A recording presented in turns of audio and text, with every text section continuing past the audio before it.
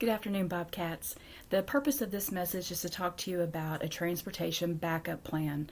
We, as many districts in our area and across the state and across the nation even, are experiencing substitute driver shortages, and as a result, that can impact kids' availability to get here on time for a high quality education. The purpose of this plan is to try to offset that to the best of our ability.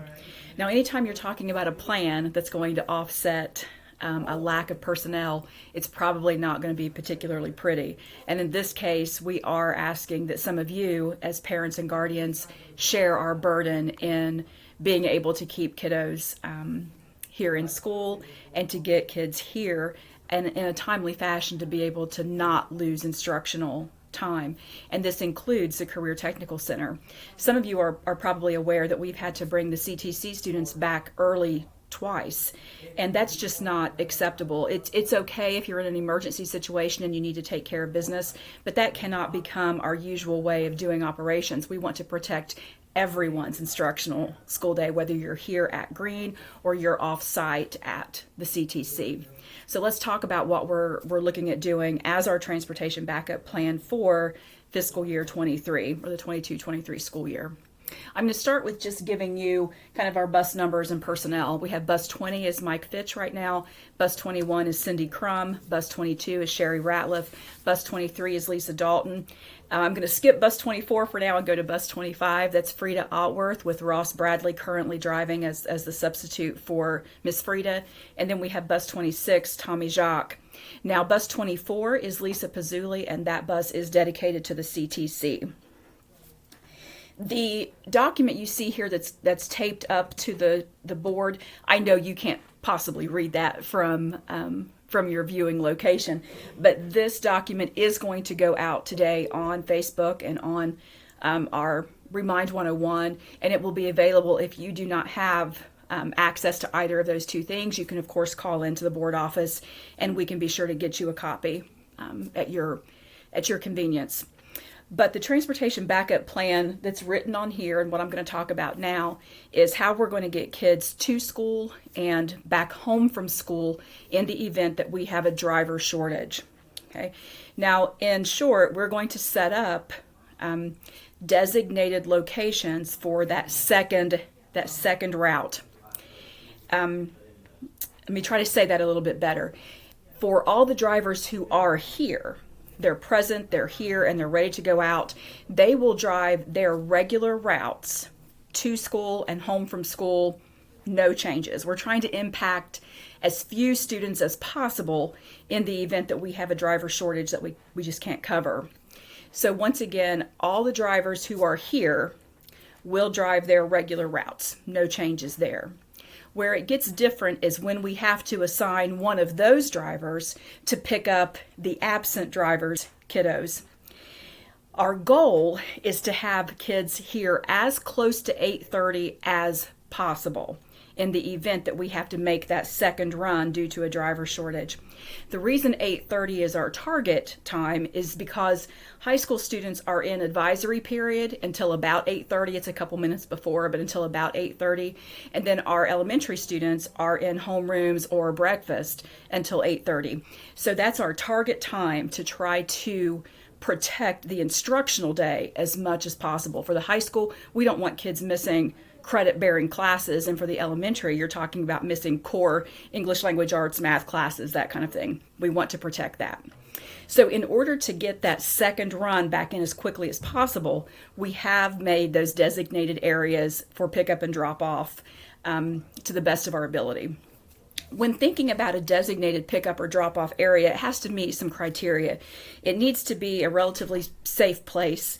It has to have enough space to have parking for multiple people. You can't just have a designated place in the middle of the road, obviously.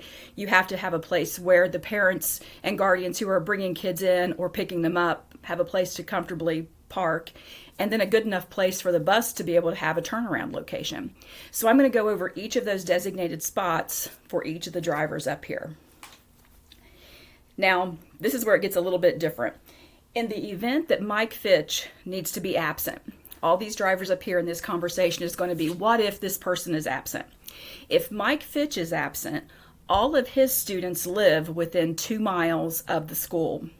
So instead of having designated pickup places, those students will need to be brought in by a parent or guardian. As a matter of fact, by state law, we are not required to drive anyone who lives within 2 miles. Now, I don't say that to make you panic. We have, to the best of my knowledge, always driven students who live within 2 miles, and we always plan to take students who live within 2 miles, with the exception of an emergency situation where we don't have enough personnel. In that case, because all of Mike Fitch's students live within 2 miles, it will become the responsibility of the parent or guardian to get those students to and from school that day. That does get impacted a little bit further down, and I'll talk about that here with bus 25, because there are some students who are on Miss Frida's route, which is being covered by Ross Bradley right now, who fall within that category, and they will need to get their kiddos in, but I'll talk about that when I get to this point. Okay, once again for Mike, if Mike Fitch is absent without a driver, there won't be a second pickup or drop-off time. Parents and guardians will be responsible for getting their kiddos to and from school. Now moving down to Cindy Crum. Cindy Crum is on bus 21, and if you are a student who rides Cindy Crum's bus, your family will have 3 options to have a designated pickup and drop-off point. Once again, our goal is to pick up kids as quickly as possible and get them into school, or because if they're coming home and they've already been waiting for that driver to get back and run that second route, they're ready to get home. So we want to get them home as quickly as possible as well. Those 3 pickup and drop-off designated areas are Pine Creek Church, which is on State Route 522, St. John Lutheran Church, which is on Junior Furnace Powellsville, or Junior Furnace Missionary Church, which is kind of right there, that intersection of where Junior Furnace Powellsville and Junior Road and Carver Road are all kind of right in there, tucked in together.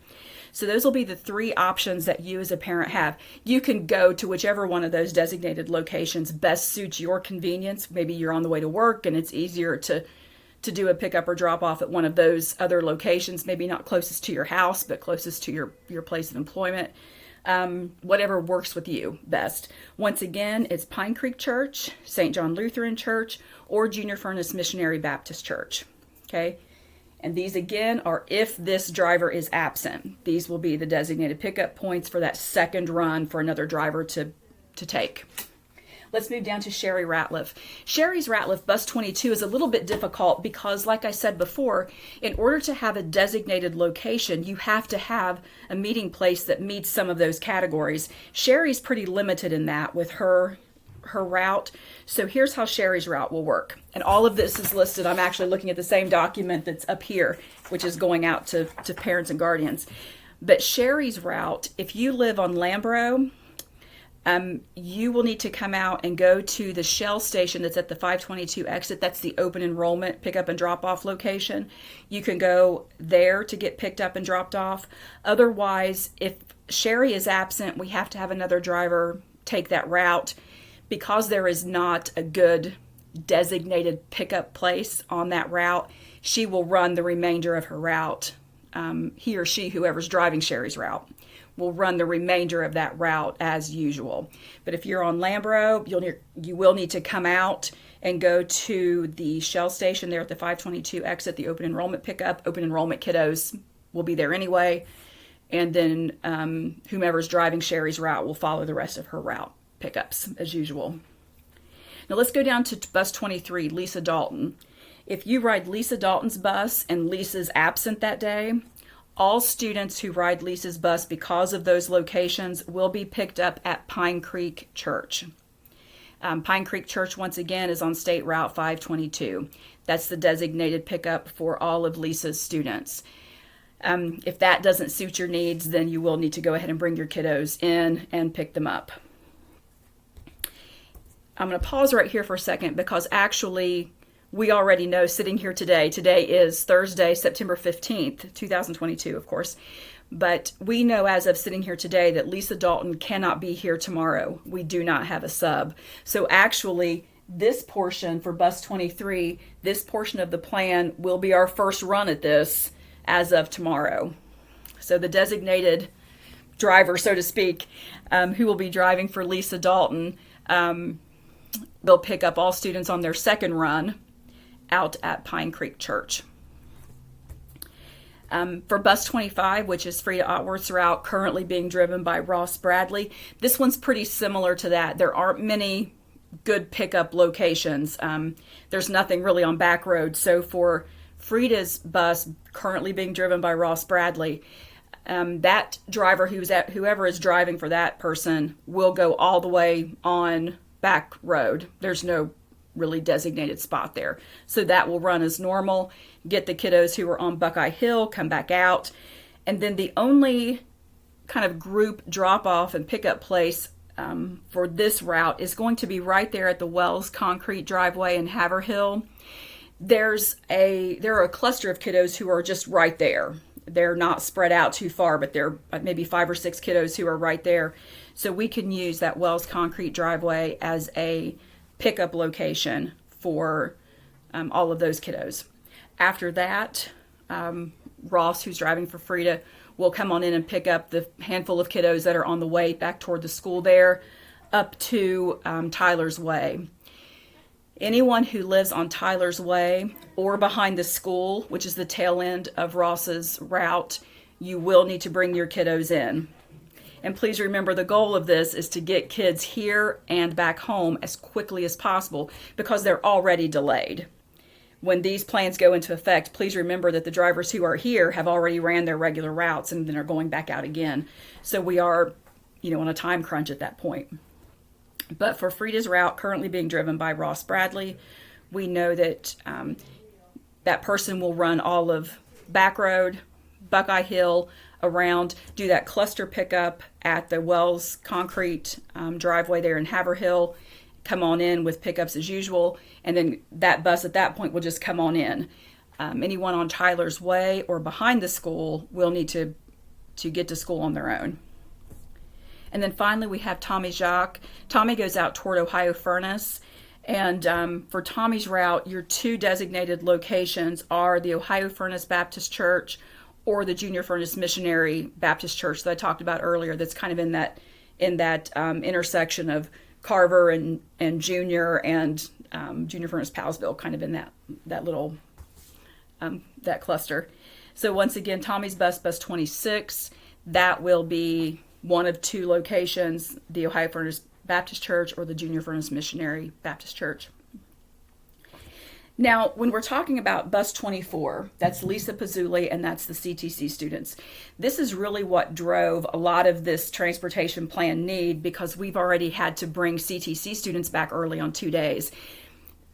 That's okay here and there for an emergency situation, but we cannot make that our regular mode of practice, because we're impacting those students' instructional day, and we don't want to do that. We want to try to protect everybody's day. So this is where it gets a little bit different. If Lisa Pazzulli is not here, then we need to have one of our other regular drivers who is here run that route. At this point, most of the time, it's probably going to be Mike Fitch who runs that route instead of his own. And in that case, that triggers this part of the plan where Mike's students will need to get themselves to and from school. You're within that 2-mile radius where we don't necessarily have to pick up, and you will need to get your kiddos to and from school. Now, in the event that Mike cannot drive for Lisa if she's absent, and one of the other drivers takes that, we're going to bump back to that plan. Once again, let's just say, for instance, that Cindy Crum, who's next on this list, let's say that Lisa Pazzulli isn't here, Cindy Crum is, but she needs to drive Lisa's route. Then Cindy's route will then have to be on the backup plan, meaning one of these other drivers will take Cindy's run on a second route and go to the designated drop-off areas for pickup and drop-off. That's a lot of talking and a lot of scenarios, I know. But when you read this document, which is here and is going to go out, and it's here, which I know you can't, like I said, you can't read that. But when you read this, please read it as if this driver that's listed is absent. If bus 20, Mike Fitch, is absent, here's what happens. If bus 21, Cindy Crum, is absent, here's what happens. And so you can read it that way. Now, in the afternoons, it's the same thing. The drivers who are here will take their regular students, their regular route as usual, take them home, no changes there. We're trying to minimize the impact to as many students as possible. If your driver's here, you're just going to run your regular route. Once those kiddos are finished, then we'll have a designated person who comes in to drive the other route. That take-home route will follow the same plan. If you were picked up in the morning on a backup plan, you will be taken home as usual. If you were picked up at a designated location, that's where you're going to be taken back to. Because once again, please remember, if a driver has been absent and the backup person is running that, they're already late because they've already ran their regular route. They're going back up again, going back out again, and trying to get those kids in as quickly as possible to minimize their instructional loss. And then again in the afternoon, they're already late. The regular drivers have ran their regular route, come back to the school, and then they're going to take home that absent driver's kiddos. So they're already late, and they'll follow that same plan going back home. Like I said, if you were picked up at your home on that alternate plan, you'll be dropped off at your home. If you were picked up at a designated area, you're going to be dropped back off at that designated area. So a parent or guardian will need to be prepared for wherever you're going to be. And I will do text messaging to the best of my ability as those kind of things are happening, so you can have some real-time pickup information. If you need to be at a designated location, I can hopefully get that out to you so that you'll know about when to be there. So your kids don't miss the bus in the morning, and then your kids don't get taken back to school in the afternoon for you to come in and get anyway if you're not at the designated location on time. Folks, I've hit you with a lot. I know that's a lot of information to take in, but please know we're not trying to have inconveniences for you. We're trying to do the best that we can. But if we just don't have enough people, we just have to have alternate plans. And my best hope is that if we have a situation where we have maybe 2 or 3 drivers even that are absent, this same scenario can work. It's not beautiful, but it could work. So for instance, if say Mike, Cindy, and Sherry are out on the same day, which can happen, Mike's route, everybody's within 2 miles, so everybody has to get themselves to and from school. For Cindy and Sherry, they fall under this backup plan. So one of the other drivers who is here will run their regular route, come back in, and then follow Cindy and Sherry's backup plan, pick up designated areas and pickups as usual. So that's our hope, that this can be a kind of a Band-Aid on those days where we have a lack of personnel. We don't want to shut down. We don't want to close. We don't want to have kids that are missing a bunch of instructional time because buses are just taking so long. And this is the best plan that we have right now with a lack of people. If you are interested in being a sub driver, please be sure to call Jason McElhaney. I should have put his number up here. It is on the paper that's going out. You can call the board office here at 740-354-9221 and then ask for Jason or his extension, which is 3508. And he can give you some details on that. Please also know that we do have an active posting out there for a full-time bus driver. That's been out there for several weeks now. And there are some pretty strict requirements for that, as you can imagine. These folks who drive buses are hauling some pretty precious cargo. So there are a lot of requirements for those folks, as there should be, which includes going to 4 days of class and taking a test, and then going to driving practice and taking a driving test, and then you do have to pass a physical as well. You have to do ongoing periodic drug test as a part of that. That is a part of that requirement for being a driver. And for those of you out there thinking about your kiddos who might be on a bus, you're probably glad those requirements are in place. I am too, to be perfectly honest. Like I said, that's some pretty precious cargo out on the roads. But I thank you, of course, as always. We're just living in a time where sometimes we don't have enough people. And so we're trying to have a system in place to be able to handle that as best we can. All right, everybody, I'm coming up on almost 20 minutes, and I try to keep this around 15 to 20 because otherwise I lose everybody's attention. If you have any questions, of course, you can call here in the office. I am pretty meeting heavy this week, I will tell you. There are days when I don't have many, and then there are days where it's just nonstop. And I wanted to be sure in between meetings to plug in this information for those of you at home so you know what's going on. At this point, I'm going to stop the fireside chat, and as always, go Bobcats.